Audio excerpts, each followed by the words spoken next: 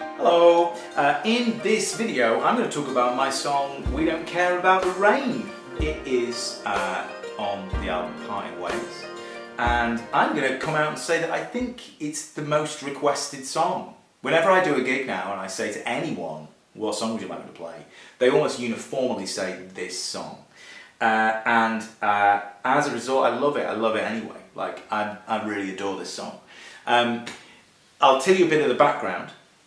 So, all the songs on Parting Ways are about grief and friendship. My best friend Lee passed away in 2019. And when we were teenagers, we would meet and go on these really, really long walks, right? Not in a kind of organised ordnance survey, compass, Kendall mint cake kind of way. We'd just meet at this bench on a Saturday and then we'd just start walking. And it would almost always be absolutely hammering it down, and we didn't care. And one of the things that is great about being younger is the weather sort of has just less impact on you. You just don't care. Like now, the idea of leaving the house without an umbrella makes me feel ill. Like, you just have to be way more organised when you're an older person.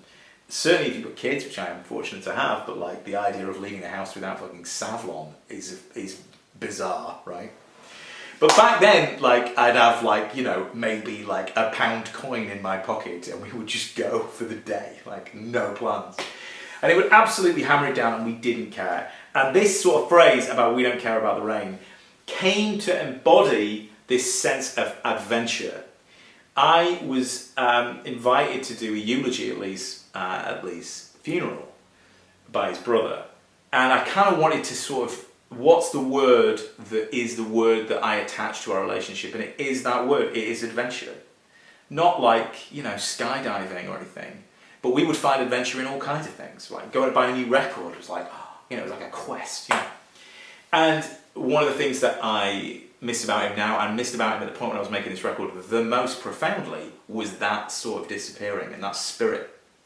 And it's no coincidence to me that, like, literally the day maybe the day after. In fact, the day that I found out he died was really when I started running properly. And now I run loads, and one of the things I get out of it is that sense of adventure. Will I go left? Will I go right? What will I find? What will the weather be? Although I do care about the rain a little bit more. So this sort of adventurous spirit was not only something that I wanted to celebrate in our friendship, but I also wanted to give voice to. Like, that's a great thing to feel, isn't it? A sense of adventure, of like anything can happen. Where are we going to go? What are we going to do? And so yeah, I started writing this song. And that phrase, we don't care about the rain, became a thing. Now, I don't really have joiny-any type songs, right? In fact, usually I sort of positively discourage the idea. However, I really wanted to write a song that would fit corporate singing, i.e. I sing, then you sing. So I always knew that I needed to write a chorus that was going to be simple and could cycle, could call and answer. And so I basically, without a piano, without any instruments, I just started singing that phrase, we don't care about the rain, and came up with that melody pretty quick. We don't care about the rain, don't care about the rain. Like it's as big as the gap that follows it, if that makes sense, so that it can fit directly in, etc., etc. So there's only really two ideas in the chorus. We don't care about the rain, because we are waterproof, which I sing twice so that everyone can join me on the last waterproof, right? That is kind of the idea. When I was writing this song, I had just been invited to play at a festival. And I remember kind of thinking this would be a perfect song if it was absolutely hammering it down when I was playing it. It was actually gorgeous weather, as it happens. Very few times that I've not been, I was annoyed that the sunshine was out at a festival. But yes, so that was kind of the idea, this idea of corporate singing. And so I had the chorus quite early. We don't care about the rain. We don't care about the rain, 'cause together we are waterproof. And this idea of we doesn't just relate, of course, to Lee and I. It's ideally me and the audience. We are waterproof. Together we're fine. We'll be okay. It's a great sort of idea to leave a show with. I often do finish with this song when I'm playing. And then it was the process of writing the verses. Now the verses went through lots of different changes. So I need to call out some folks for this, because when I first wrote it, and I have it right here, this is the page that I used when I was writing the lyrics to this song, an absolute mess as you can see. It started with, adventure is starting to call, and we're making the best of it all, because the good times can fall from the clouds up above, or the sunshine that everyone else seems to love. Which is totally different now, right? We're just going as fast as we can. It could take us forever, who cares if we've been round the houses, why don't we just go round again? So these are lines that I shifted. Now, one of the things I do when I've written a song is I share them with fellow songwriters. Danny Cope and Sam Carter, both brilliant songwriters in their own right. Sam very strongly suggested that early on in this song I needed to use some nature imagery to really get us outdoors. Hence I loved starting with Adventure is Starting to Call, so that wasn't changing. And it was down the pathways and over the walls. And immediately you get this image that is exactly the image that we need to get. Also, it could take us forever, who cares if we've been around the houses, why don't we just go on again? I changed that to what is probably my favourite line of the song, which is the one about, we are breaking new ground, but the ground won't break us. Which is a very me kind of line. Sort of wordplay, it's twisted around and repeated. So yeah, the melody to the verses had a really weird job to be as unmemorable as I could possibly make it. That's a weird way of thinking about it, but if that was like this really kind of, this melody with huge jumps in, these big intervals, and like was really like legato and stuff, it would take away from the core melody that I wanted people to walk away from that show with. So it's a very stepstoney, like, it's not like, you know, which is one way that I kind of try and, I think when melodies have too big intervals, then they can sometimes be very memorable, which is a good thing usually, but not in this case. So the verse melody was very, adventure starting to cool down the pathways and over the wall, all our fair weather friends need the sunshine to shine, but for us to, etc. Yeah. So yeah, it's not hooky actively.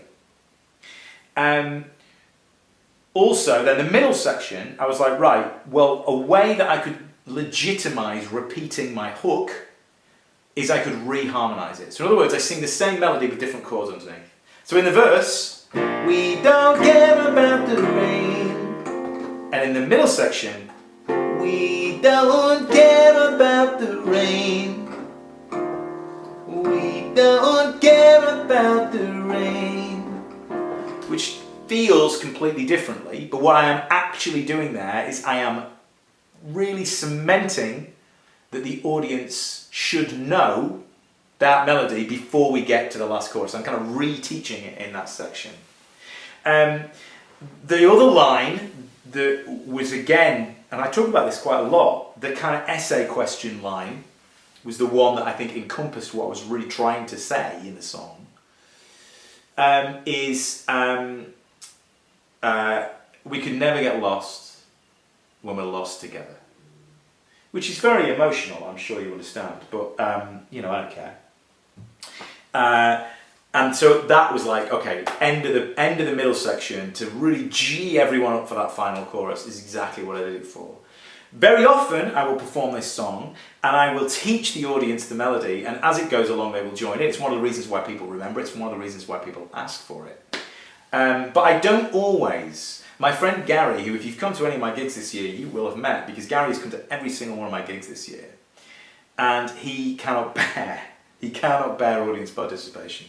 So sometimes when I don't teach the audience it, I don't teach it sort of just for him. But something amazing happened when I performed this song with a band at the Cardigan Arms in January. It was in January.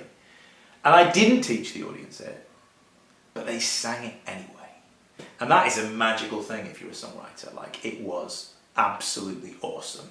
And the first chorus, I was like, we don't care about the rain. And I could hear a couple of people going, we don't care about the rain. But by the end, they were like, we don't care. They were like really, really going for it. And it was a pretty magical thing. We don't care about the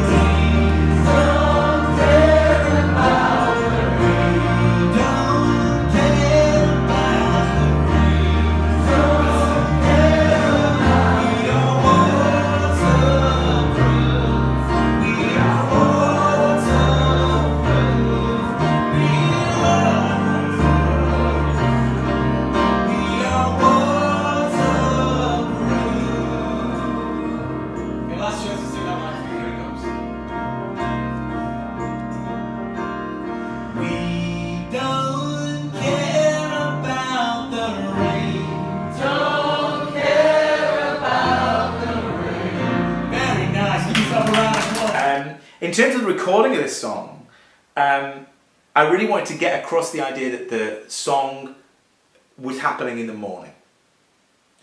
And a lot of my songs seem to happen in the morning. I don't know why, but like The Hill I Can't Get Over is also very much a song in the morning, also in B flat major.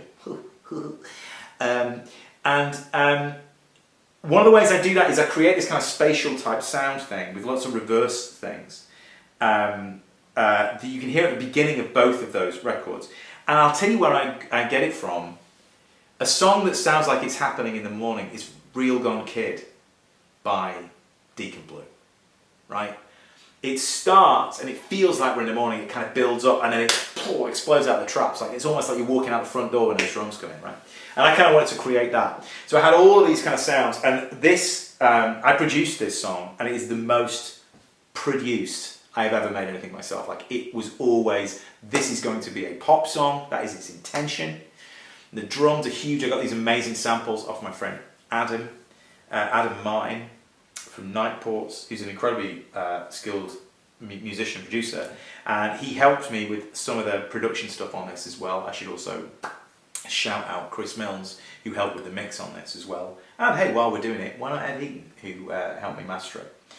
Did a fine job, I should add. So yeah, the sound always had to be like gargantuan. It had to sound massive, which I think it does. It sounds huge. I listened to it again before I spoke to you all today, yeah, I'd sort of forgotten how big it is. It's just ginormous. There's loads going on. The call and answer that's on the record, the other voice, is my friend Tom Hammond, who's a brilliant singer-songwriter and was in the band Air until they split up. But I wanted a younger voice to be the other voice, so it's almost being answered by us as teenagers. And I mean, pretty much everyone's got a younger voice than me, right? So that's him doing those other BVs, and he does a fantastic job of them as well. They sound like that is exactly what I wanted it to sound like. So yeah, I don't know if there's anything else I need to talk about on We Don't Care About the Rain. I do know that it is oft quoted, that I will say to me, especially in my Strava-based running friend community. It does seem to have intersected with that running taking over that part of my life, which I'm quite into, yeah. So yeah, that's We Don't Care About the Rain. I dare say if you see me play, you will see me play this because I don't like missing it out. It's a good one. And you can hear it on Spotify and all the usual places. So yeah, thank you very much. You should take my advice and go out adventuring. Maybe now. Now! No! Now!